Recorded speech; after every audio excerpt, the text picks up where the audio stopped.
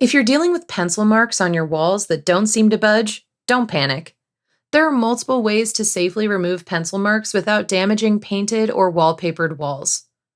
A rubber eraser can be used lightly to tackle a few smaller marks. For a particularly gentle option, try using an art gum eraser. Mild dish soap and water can also help, but test the mixture on a small area first to ensure your paper or wallpaper can withstand washing. Go over the soapy area with a cloth dipped in clean water afterward, and let it air dry.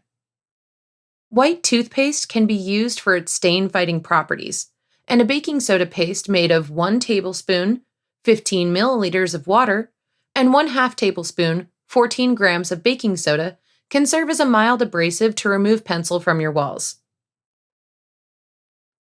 Non-abrasive eraser sponges like the Magic Eraser can also eliminate marks left by both graphite pencils and colored pencils. Just wet the sponge and scrub the pencil in small circular motions to take it off.